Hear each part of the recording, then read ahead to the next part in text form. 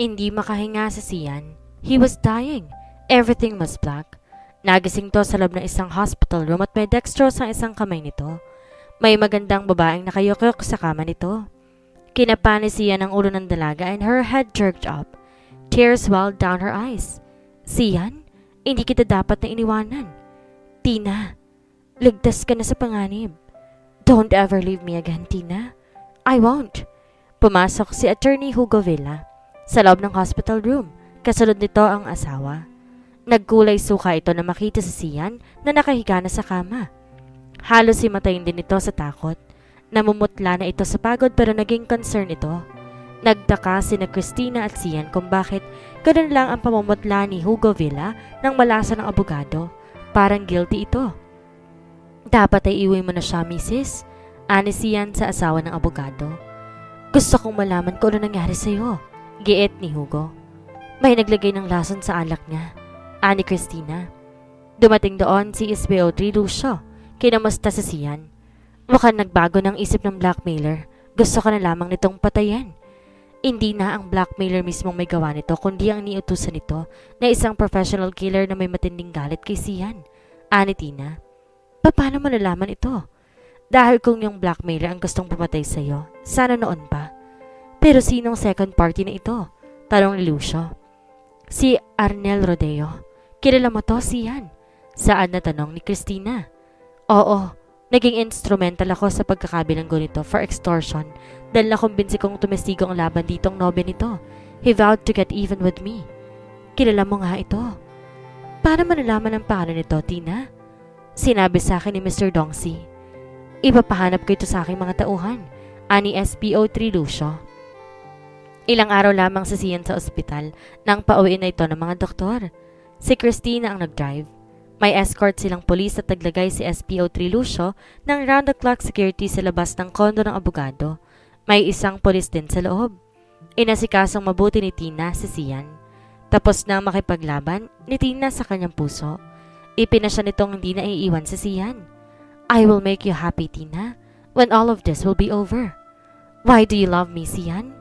Hindi naman ako kagandahan ko ikukumpara mo sa mga naging nobya o kay Hana. Para sa akin, you are the most beautiful woman on earth. His lips were suddenly all over her face, longing, teasing, loving. Sian, I want you now, Tina. Take me then. Don't hold back anymore. He then claimed her mouth. He claimed her womanhood and teased her into total submission until she moaned against his lips. Feel me, touch me, he whispered. She sighed as he pressed himself deeper into her womanhood. I love the feel of you against me, Tina. You're so warm. Pwede na ako mamatay ngayon, Tina. When he thrust it into her, there was a brief shaft of pain. It pierced through her with agonizing sweetness, and she caught her breath. A convulsive sigh escaped her lips. He tightened her hold and they both approached the brink of ecstasy. And then they were lost in the surging vortex of passion and desire. With one final thrust, he brought her with him to the ultimate joy that only lovers joined together ever experienced. I love you, Sian, she whispered when they were both satisfied. And I love and adore you, my darling. Maya-may nakarinig sila ng sunod-sunod na pagkatok sa pintuan. May pagtatakang napatingin si Sian kay Christina. Do you expect someone? Napailing ang babae. Well, sino kayang istorbong yon? Why don't we see it? Agad tumayo si Tina at nagbihis. Gayun din ang ginawa ni Sian. Binuksan nila ang pintuan. Sina Errol at Faye. May problema ba? Tanong ni Sian. Meron, Sian. Malaki. Errol went to explain na ang papa nitong original na blackmailer. Pero bakit? Nanlaki ang mga mata ni Sian. Nasa ospital ang papa. He's very ill. Heart ailment. Alam nitong hindi magtatagal ang buhay niya, kaya gusto nitong isaayos ko. Gusto nitong ilagay akong junior partner sa law office na tinutulan mo, Sian. Kaya pinaalis ka nito sa trabaho. Siya ang nagpadala ng mga larawan sa'yo. My God! Sana kinausap na lamang nito ako. What's done is done. Maang na napatitig si Sian kay Errol Villa. Napakababaw na dahilan ang lahat ng problemang to. Naisip nito. Kaninang tanghali may tumawag na lalaki sa bahay at napagkamalan nitong ako si Papa. Nagkataong dumating si SPO3 David Lucio.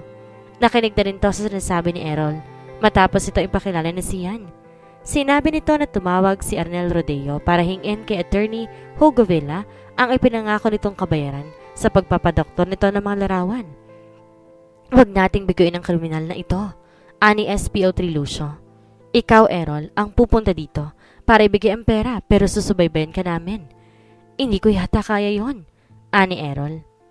Ikaw makikipagkita kay Arnel Rodeo.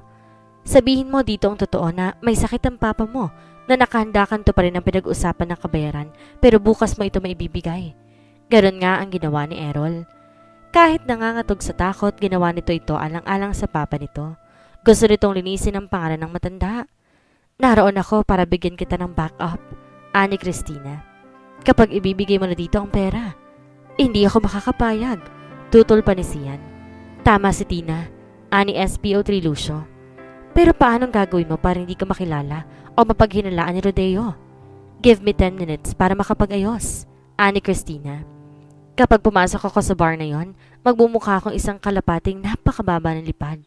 Ang hula ko magiging depressed si Arnel at kakailangan nitong isang katulad ko para liwin ang sarili. Dito na ako yung eksena. Aanyayahan ko itong lumabas. Tutuksuhin ko. At kapag nasa labas na kami ng bar, doon na kayo kikilos para dakpin ito. Kalimutan mong iniisip mo, ani Sian. Pero yun lang ang paraan para madali natin itong mahuli. Giit naman ni SPO3 Lucio. Mahirap tong dakpin sa loob ng bar. Maraming madadamay kapag lumaban ito. Gamitin ninyo ang isa ninyong policewoman bilang decoy, ani Sian. Pero wala nang panahon, ani Lucio. At mas mabuti sigurong may iabot na konting pera si Errol para may panggaso si Arnel at may lakas ng loob ito sa paglapit ni Tina. Nahirapan si Christina na kumbinsing pumayag si Sian sa pagiging decoy niya sa pagdakip kay Rodeo. Pero napahinuhod din ang abogado, pati si Faye ay nag-aalala. Isa akong private detective at matagal na ako naglingkod sa NBI. Ani Christina. Kaya ko to. Just stay calm and relax. Sorry na, kailangan gamitin din namin si Errol. Nagbihis si Tina at nang lumabas ito'y halos malaglag ang mga panga ni Sian at SPO3 Lucio. Nakalugay ang buhok ng dalaga. Makapal ang makeup niya. Naka-miniskirt ng leather at may vest siyang leather din. Nakaibabaw to sa pulang t-shirt na hapit din sa katawan. Sa tingin ni Sian kahit na cheap ang getup ng dalaga, para sa pagiging decoy nito'y napakaganda pa rin ito. Nasabi nito sa sarili na kapag sinaling man lamang ito ni Arnel Rodeo, papatayin nga nitong lalaki. Babaliin itong lahat ng mga buto ng salarin. Nakahanda ng lahat, ani SPO3 Lucio. Tayo na, ani Tina. Gustong sumama ni Sian at Faye, pero ipinaalala ni Lucio na hindi exertion ang pupuntahan nila. Pero naging mapilit ang dalawa, napilitan silang isama ng mga polis. Bakit isinusubo mong buhay mo, Christina? Tanong ni Sian. Dahil mahal kita, Sian, at gusto ko nang matapos ang problemang ito. Ang Blackout Bar ay nasa isang madilim na bahagi ng Maynila. Nakasara ng lahat ng mga shops dito at madilim. Nauna si Errol sa loob ng bar. Ibinigay ang kalahati ng pera kay Arnel Rodeo. Mark money ito na galing sa mga polis. Pinisil ni Sian ang kamay ni Tina. Mahigpit. Mag-iingat ka sana, love. Nadamang lahat ni Christina ang emosyon ni Sian sa pisil na iyon. His love, his anger, and his fear. Mag-iingat ako para sa iyo, Sian. Hindi siya mabitiw-bitiwan ng abogado. Finally, she stepped away from him and looked at the police officer. Bigyan mo ko ng 10 minuto, ani Christina. Inignora ng dalaga ang pagkakatensyon ni Sian. Tinapik niya ang shoulder bag niya kung saan naroon ang kanyang barel.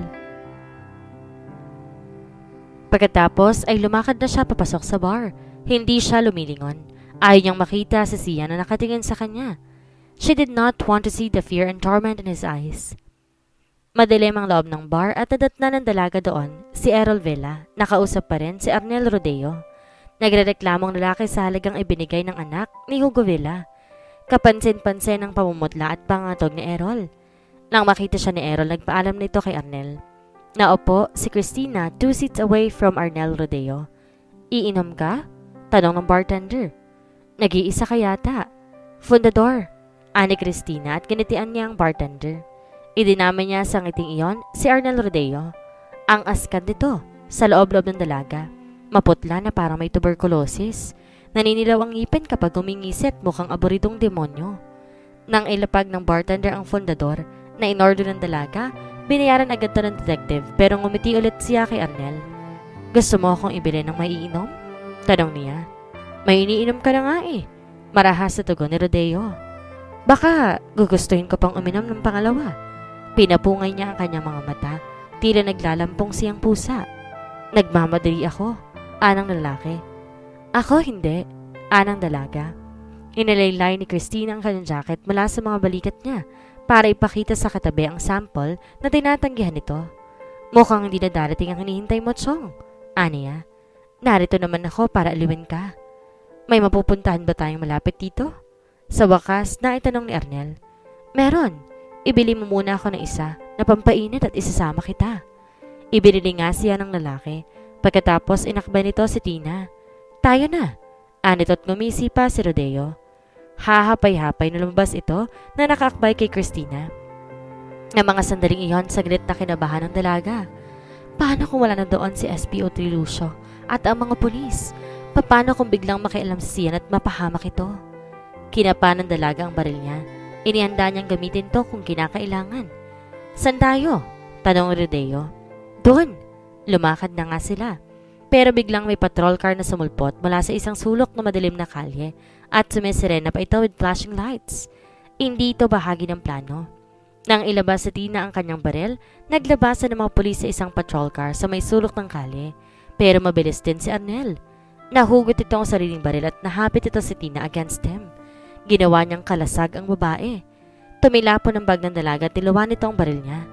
Isa ka palang parak! Gigil ni Arnel. At napapaligiran ka na.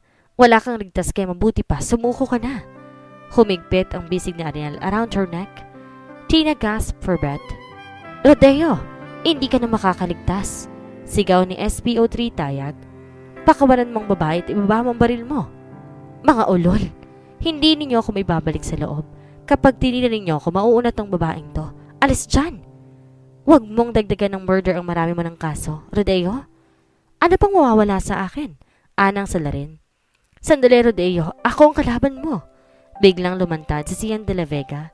Galit na galit at di pinansin ang babala ng mga pulis. Sian! Sigaw ni Christina. De la Vega? Maang na taon ni Rodeo. Ako nga, bitiwan mong babae. Papatayin kita, de la Vega. Ibinutok ni Rodeo ang hawak na baril. Gumuhit sa katahimikan ng gabi ang tiri ni Christina. Nakawala siya sa pagkakahawak sa kanya ni Rodeo. Sinunggaban niya ang kamay ni Arnel at pinilit niyang agawin ng baril mula sa lalaki. Nawalan silang pareho ng panimbang at nagpagulong-gulong sila sa kalye. Dumulas ang pagkakahawak ni Tina sa baril at pumutok ito. Nakabilis na mga pangyayari at ang tanging naramdaman ni Christina ay ang napakasakit na tila sumusunog sa kanyang mga kamay. Galit na galit siyang nilundag ni Rodeo ngunit maraming mga kamay ang naghiwalay sa kanilang dalawa. May pumulot ng baril ni Rodeo at tinitigan to ng dalaga. Hindi niya matanda ang nahulog daw mula sa pagkakahawak niya. And then may yumakap sa kanya in a fierce but tender embrace at alam niyang ito lamang ang mahalaga sa ngayon. Christina! Christina! Hindi tama at kahibangan ng ginawa mo, attorney. Sumbat niya kay Sian. Ikaw din, Agent 7? Ani Sian. Pareho kayong sira. Singhal sa kanila ni SPO3 Lucio. Ngunit nakangiti ang polis. Iniabot niya kay Christina ang bag at baril ng dalagang detective. Si Sian ang umabot sa mga ito. May I see your hands, Christina? Ani SPO3 Lucio. Wala ito. Tanggi ng dalaga. What is wrong with her hands? Tanong ni Sian. Tingnan mo ang mga kamay niya. Giit ni Lucio. Nang matumba sila ni Rodeo, pumutok ang baril at hawak niya ito. Patayin nga ng mga kamay mo, Christina. Giit ni Sian at pilit itong tinitingnan ng mga palad ng dalaga. May maiitim na streaks that permitted her torn skin. Mapulang-mapula ang balat ng palad ni Christina. Powder burns, ani Lucio. Tinanggap ng mga kamay niya ang full blow. Masakit yan. Kailangan maggamot agad. Ngunit nabali mo ang madalili ni Rodeo. Baka idemanda niya ako ng assault, ani Christina. Hindi rin ito magagawa yon dahil mabibilanggo ito ng habang buhay. Isa itong paroli na makakasuhan ng illegal possession of firearms, attempted homicide, extortion, na dati na nga nitong kasong naging dahilan ng imprisonment nito noon. Baka mabulok na ito sa bilangguan, ani Lucio.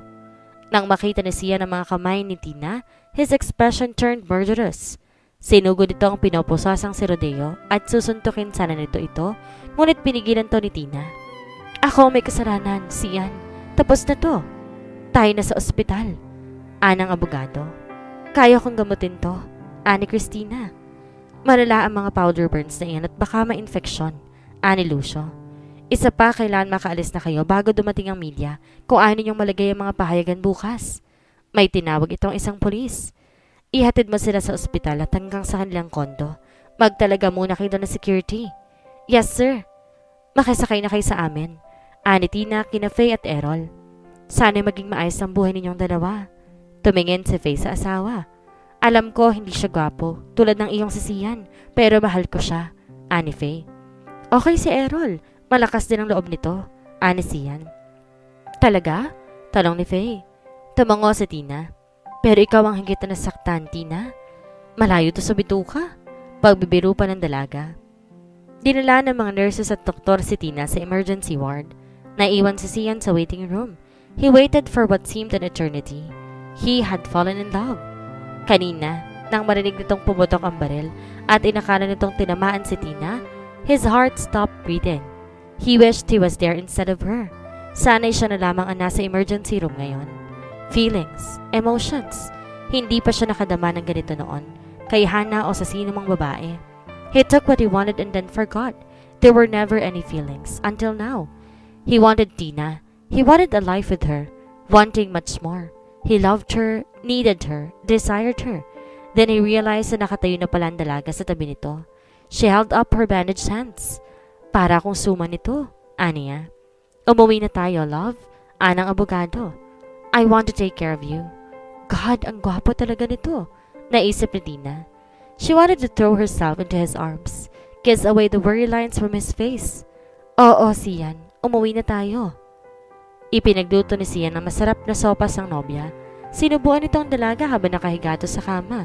Hindi na pumayag ang abogado na sa guest room pa ito matutulog. Ang sarap pala na may nag-aalaga, ani Tina. Para nakakalimutan kong lahat ng sakit at hirap. Christina, he closed his arms around her. Let me hold you so close to me. Ay sinubsob ni Sian ang mukha nito sa buhok ng dalaga. I love you, sweetheart. Sian, magpapakasal tayo as soon as your hands get well para maisot ko dyan ang ating wedding ring. I love you, Sian. He kissed her so tenderly until his kisses deepened.